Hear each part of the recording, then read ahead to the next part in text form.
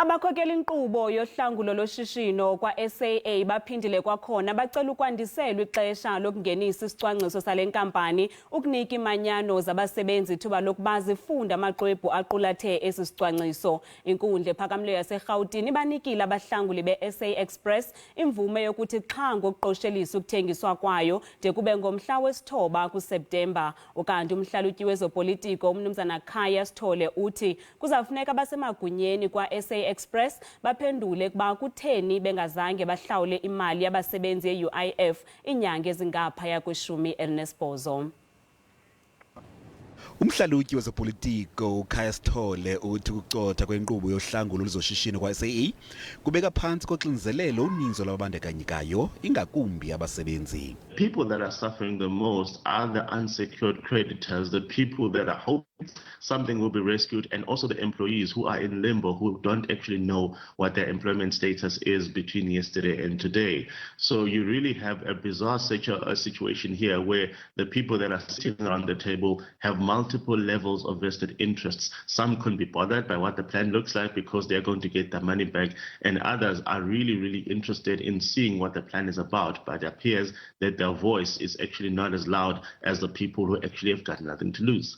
Ukanti umbuzo ukuba ingaba lenkampani yakwaSAA ifanele ukuba ihlangulwe kusini na. It looks like there are many more liabilities compared to the assets, which means that there's quite simply nothing left to save.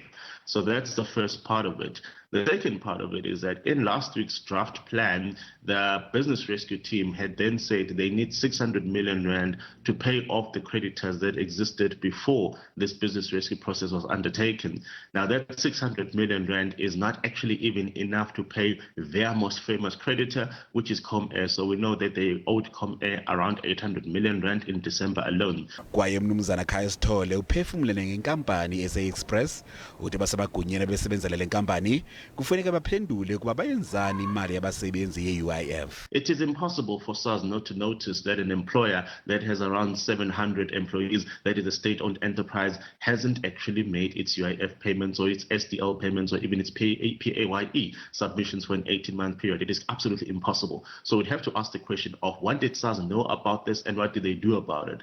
And then we have to go back to the people that were in charge of running the process at SAA Express at that point in time, because SAA Express had a CEO at that point in time. They had somebody in charge of the finances. These are the people that were taking money from the employees and were supposed to have paid it over to the revenue service, and they didn't do so. So we cannot let that one go. We have to ask the questions. We have to know where the money went. The employees of SAA Express, well, at least the ex-employees, because now apparently they've been suspended indefinitely, their employment contracts. Those individuals deserve to at least know what was really happening with their money.